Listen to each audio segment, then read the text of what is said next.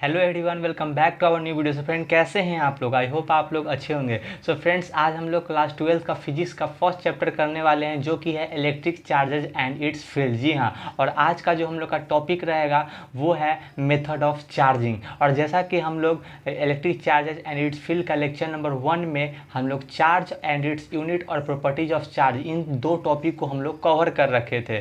तो हम लोग इस लेक्चर में मेथड ऑफ चार्जिंग के बारे में जानेंगे। सो गाइस, जैसा कि मैंने आप लोग को बता रखा था कि किसी भी बॉडी को चार्ज देने के लिए हम लोग इलेक्ट्रॉन को ट्रांसफ़र करते हैं, लेकिन इलेक्ट्रॉन ट्रांसफ़र करते हैं किस किस मेथड से, ये मैंने आपको नहीं बता रखा था। तो इस वीडियो में हम लोग वही देखने वाले हैं। सो गाइस, बिना देर किए हुए अपने टॉपिक को स्टार्ट करते हैं। So guys, to give charge to any body, हम लोग किसी भी बॉडी को चार्ज देने के लिए हम लोग 3 मेथड का यूज़ करते हैं। पहला है कंडक्शन मेथड, दूसरा है इंडक्शन मेथड और तीसरा है कंडक्शन मेथड। सो फ्रेंड्स, अब हम लोग एक एक करके इन तीनों मेथड को हम लोग देखेंगे। सो सबसे पहला जो है वो हम लोग का है friction method. So guys, friction method क्या होता है कि whenever two bodies are rubbed over each other and some electrons transfer from one body to another body, यानी कि जब कभी भी अगर दो बॉडी को एक दूसरे के ऊपर में जब रब करते हैं तो कुछ इलेक्ट्रॉन्स होते हैं जो एक बॉडी से दूसरे बॉडी में ट्रांसफ़र हो जाते हैं। इस मेथड को हम लोग फ्रिक्शन मेथड बोलते हैं। एग्जाम्पल के थ्रू हम लोग इसको समझते हैं। सो गाइस, जैसा कि हमारे पास एक बॉडी है ए और एक बॉडी है बी, ठीक है,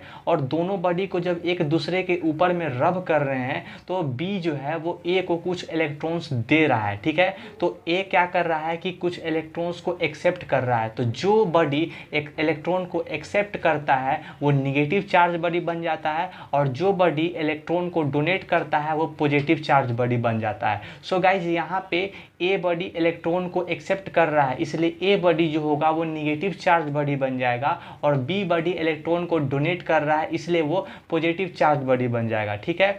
तो जो इलेक्ट्रॉन्स होते हैं, टोटल चार्ज जो होता है वो दोनों बॉडी पे वो क्या होगा मैं आप लोगों को बता देता हूँ। सो गाइज, जो पॉजिटिव चार्ज बॉडी होता है उस पर जो टोटल चार्ज जो होता है वो बराबर होता है प्लस एन ई के। टोटल चार्ज जो होगा वो बराबर होगा प्लस एन ई के, और जो निगेटिव चार्ज बॉडी जो होते हैं उस पर जो टोटल चार्ज होता है वो बराबर होता है माइनस एन ई के, जहाँ पे एन जो होता है वो नंबर ऑफ इलेक्ट्रॉन होता है और ई जो होता है वो चार्ज ऑफ इलेक्ट्रॉन होता है। So guys, negative charge body के केस में जो ई का इलेक्ट्रॉन पर जो चार्ज होता है वो बराबर होता है -1.6 इंटू 10⁻⁻19 कूलम के, और पॉजिटिव चार्ज बॉडी के केस में एक इलेक्ट्रॉन पर जो चार्ज होता है वो बराबर होता है +1.6 इंटू 10⁻⁻19 कूलम के, ठीक है। और एक कूलम में 6.25 इंटू 10⁻18 इलेक्ट्रॉन होते हैं। सो गाइज, हम लोग का फ्रिक्शन मेथड कंप्लीट हो गया। सो आई होप आप लोग को ये मेथड समझ में आ गया होगा।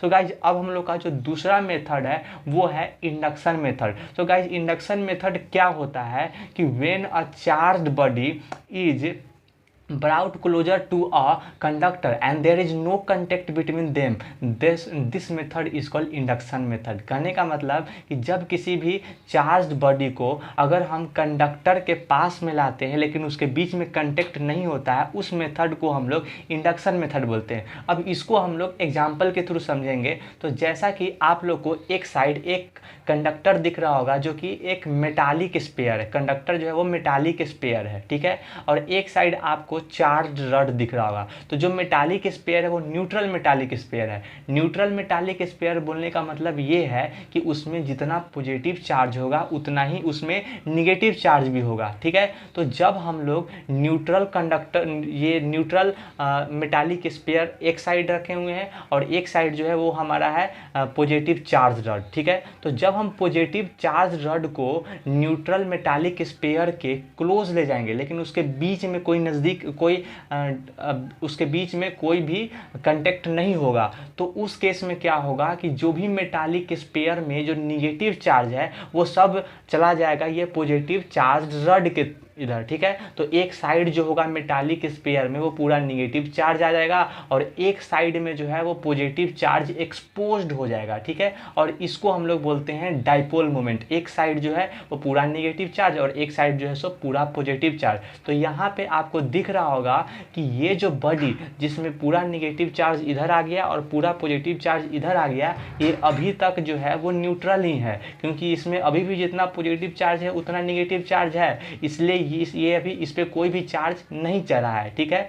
तो ये जो कंडक्टर है ये अभी तक चार्ज नहीं हुआ है। तो इसको चार्ज बनाने के लिए हम लोग को एक मेथड यूज़ करना पड़ेगा, एक कंसेप्ट यूज़ करना पड़ेगा, जो कि है concept of earthing. So guys, earthing क्या है? तो अर्थिंग को हम लोग समझ लेते हैं। तो अर्थिंग क्या होता है कि connecting a body with earth by using wire, metallic wire. कहने का मतलब कि जब हम लोग किसी बॉडी को अर्थ के साथ कनेक्ट करते हैं बाय यूजिंग मेटालिक वायर, उस मेथड को हम लोग अर्थिंग बोलते हैं, ठीक है। अब हम लोग अर्थिंग के मेथड को समझ लेते हैं।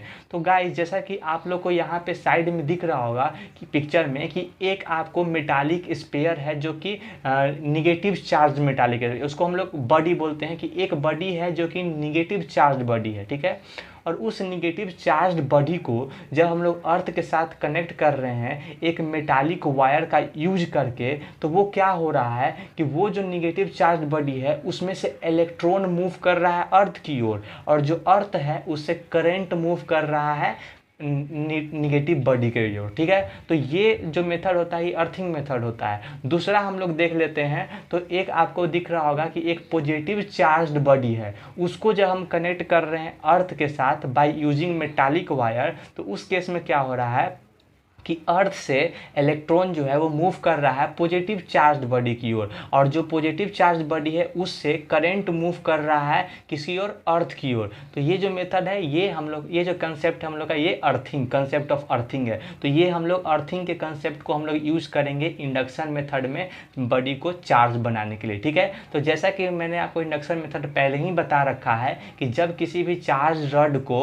हम लोग कंडक्टर के नज़दीक लाते हैं तो उस केस में जितने भी निगेटिव चार्ज बॉडी होते हैं वो चार्ज रॉड की ओर चले जाते हैं और एक साइड पूरा पॉजिटिव चार्ज जो होते हैं वो एक्सपोज हो जाते हैं, ठीक है। तो अभी भी ये कंडक्टर जो है सो वो चार्ज नहीं हुआ है। तो इसको चार्ज बनाने के लिए हम लोग क्या करते हैं कि इसको हम लोग अर्थ के साथ कनेक्ट करके अर्थिंग मेथड का हम लोग यहाँ पे अप्लाई करते हैं। तो जब हम लोग इस साइड जो पॉजिटिव चार्ज जो बच जाता है, जो एक्सपोज हो जाता है, जब उस साइड को अगर हम कनेक्ट करते हैं अर्थ के साथ बाय यूजिंग मेटालिक वायर, तो उस केस में क्या होगा कि अर्थ से इलेक्ट्रॉन जो है वो मूव करेगा बॉडी की ओर, ठीक है। और जब हम लोग अर्थिंग मेथड को और पॉजिटिव चार्ज रॉड को जब हम लोग हटाएंगे, रिमूव करेंगे, उस केस में जो मेरा बॉडी होगा वो हम लोग का ओवरऑल निगेटिव चार्ज बॉडी बन जाएगा। क्यों? क्योंकि उस बॉडी में, उस कंडक्टर में निगेटिव चार्ज का जो है सो मात्रा ज़्यादा हो जाएगा, इलेक्ट्रॉन का मात्रा ज़्यादा हो जाएगा, इसलिए वो निगेटिव चार्ज बॉडी बन जाएगा, ठीक है। इसी तरह से हम लोग इंडक्शन मेथड का यूज़ करके और भी देखते हैं। अगर मान लीजिए कि हम लोग दो को मेटालिक स्फीयर, यानी कि अगर हम दो कंडक्टर को एक साथ ले रहे हैं, ठीक है, और उसके नज़दीक जब हम लोग ला रहे हैं किसी भी पॉजिटिव चार्ज रॉड को, तो इस केस में, और उसको जब हम अर्थिंग मेथड से कनेक्ट, अर्थ के साथ कनेक्ट कर रहे हैं, तो उस केस में दो मेटालिक स्फीयर, दो कंडक्टर जो है एक साथ जो है सो हम लोग का निगेटिव चार्ज बॉडी बन जा रहा है, ठीक है। तो अगर एक और हम लोग ये एग्जांपल देख लेते हैं, तो अगर हम लोग दो मेटालिक स्फीयर को अगर हम लोग कांटेक्ट में रखते हैं, ठीक है, दो मेटालिक स्फीयर को अगर हम कांटेक्ट में रखते हैं और उसके नज़दीक जब हम लोग चार्ज रॉड को लाएंगे, तो जितने भी निगेटिव चार्ज होंगे वो मेटालिक स्फीयर में वो सब पॉजिटिव चार्ज की ओर एक साइड चला जाएगा, और दूसरे साइड जो है वो जितने भी पॉजिटिव चार्ज होंगे वो एक्सपोज्ड हो जाएगा, ठीक है। और जब दोनों मेटालिक स्फीयर के बीच में जो कंटेक्ट है, जब उसको हम लोग रिमूव करेंगे, तो उस केस में दोनों जो मेटालिक स्फीयर होगा, एक मेटालिक स्फीयर जो होगा वो पॉजिटिव चार्ज बन जाएगा और एक मेटालिक स्फीयर जो होगा वो निगेटिव चार्ज बन जाएगा। तो ये तो हो गया induction method. So I hope आप लोग समझ गए होंगे कि इंडक्शन मेथड क्या होता है, ठीक है। अब हम लोग का जो लास्ट मेथड है वो है conduction method. So guys conduction method के थ्रू हम लोग कैसे किसी भी बॉडी को चार्ज देते हैं, अब हम लोग इसको समझ लेते हैं। तो इसमें आप लोग को दो कंडीशन देखना पड़ता है। दो कंडीशन क्या है? पहला कि दो आप लोग के पास दो मेटालिक स्पेयर होना चाहिए और दोनों मेटालिक स्पेयर का जो साइज होना चाहिए वो आइडेंटिकल होना चाहिए। ये दूसरा कंडीशन है। आइडेंटिकल साइज होने का मतलब ये है कि दोनों मेटालिक स्पेयर का जो रेडियस होना चाहिए वो सेम होना चाहिए, ठीक है। तो दोनों मेटालिक स्पेयर का रेडियस जब सेम होगा तो अगर हम लोग दो मेटालिक स्पेयर ले रहे हैं जिसका एक मेटालिक स्पेयर का चार्ज Q1 है और एक मेटालिक स्पेयर का चार्ज Q2 है, ठीक है। और जब उन दोनों मेटालिक स्पेयर को जब हम लोग कांटेक्ट में लाएंगे, ठीक है, तो उस केस में क्या होता है कि उन दोनों मेटालिक स्पेयर के बीच में जो चार्जेज हैं वो रीडिस्ट्रीब्यूट होता रहता है और तब तक रीडिस्ट्रीब्यूट होता रहता है जब तक कि उसका पोटेंशियल सेम ना हो जाए, ठीक है। और जब उन दोनों मेटालिक स्पेयर के बीच के कांटेक्ट को जब हम लोग रिमूव करते हैं उस केस में क्या होता है कि दोनों मेटालिक स्पेयर पे जो फाइनल चार्ज होता है वो बराबर होता है Q1 प्लस Q2/2 के। सो आई होप आप लोग कंडक्शन मेथड के बारे में भी जान गए होंगे। सो गाइज आज का वीडियो हम लोग यहीं पे, आज के लेक्चर को हम लोग यहीं पे स्टॉप करने वाले हैं और हम लोग नेक्स्ट लेक्चर में जो कि हम लोग का electric charges and its field का लेक्चर नंबर 3 जो होगा उसमें जो हम लोग अब नेक्स्ट टॉपिक देखने वाले हैं वो है कूलम्ब्स लॉ। तब तक के लिए इतना ही, सब मिलते हैं फिर नेक्स्ट वीडियो में।